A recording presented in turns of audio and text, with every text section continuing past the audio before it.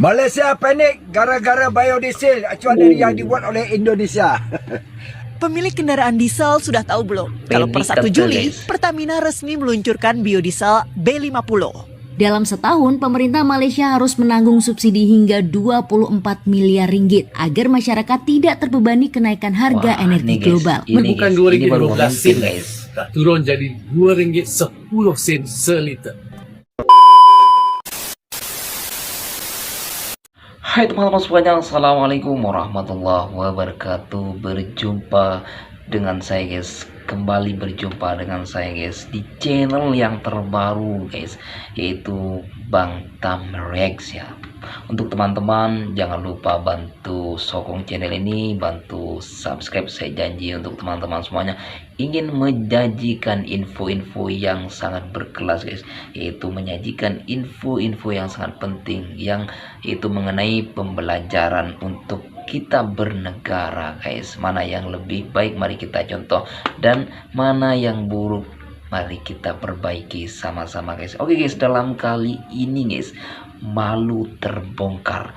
Baru lancar B50 biodiesel 50, terus kata Malaysia panik guys. Betulkah Malaysia ini panik guys? Fakta sebenarnya mengejutkan. Oke teman-teman, tentunya bikin penasaran video ini guys.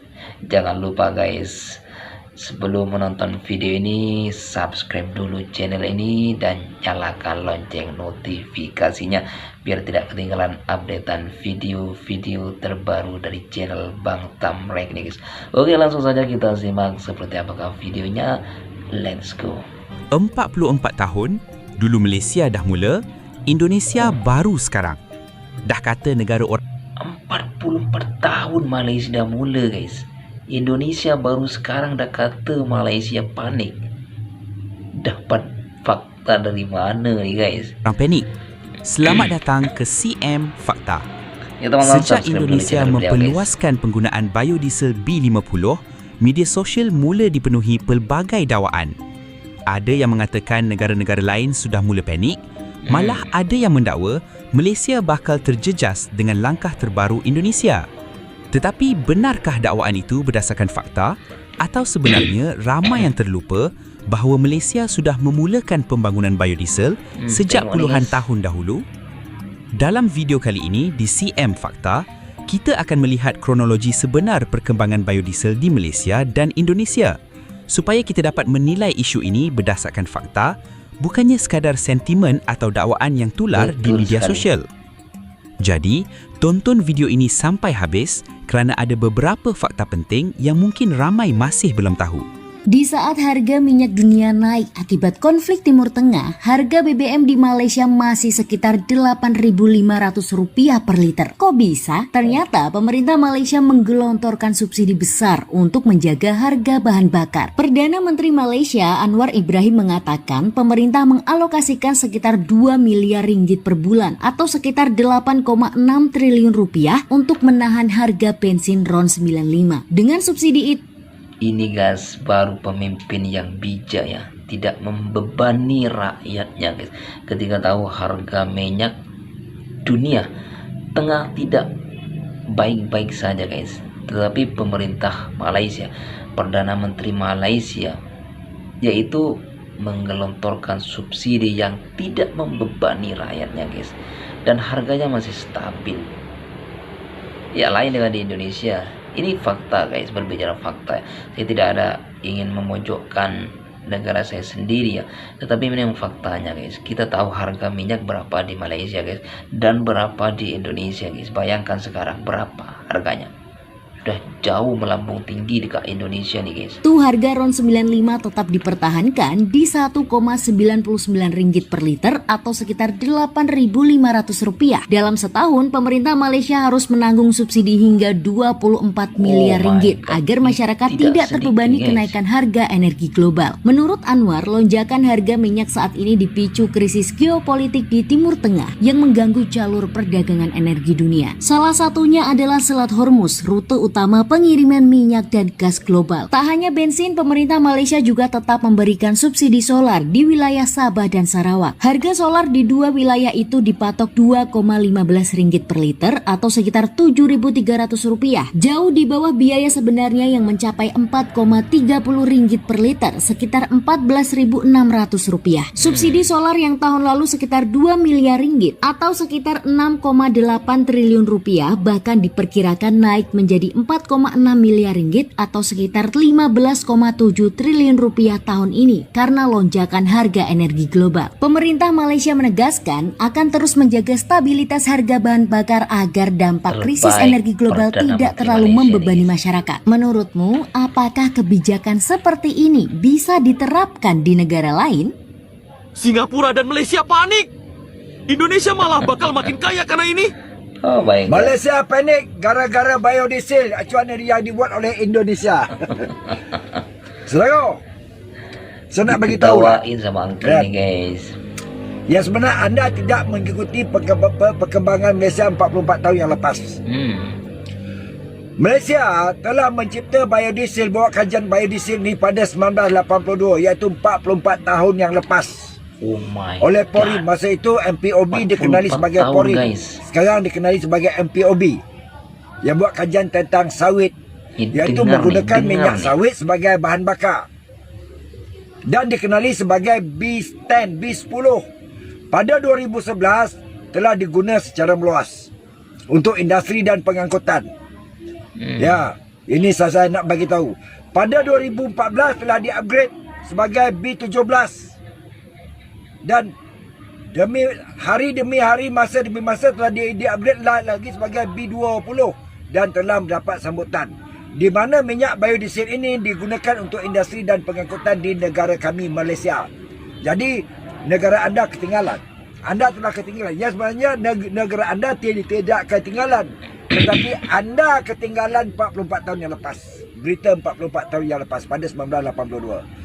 1982 ketika kerajaan memula ingin memperkenalkan biodiesel, ramai rakyat Malaysia tertanya-tanya apa itu biodiesel. Apa itu Saya pun lihat biodiesel? rupa campuran daripada minyak sawit dengan untuk jadikan bahan bakar. Dan alhamdulillah Malaysia telah mencapai setapak lagi ke arah itu.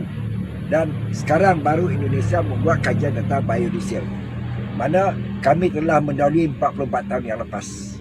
Jadi pada punya akaun tu yang mengatakan Malaysia panik, tarik balik kata Malaysia panik.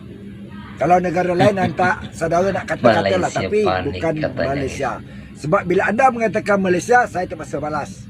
Sebab Malaysia adalah negara yang saya sayang. Sebab saya rakyat Malaysia.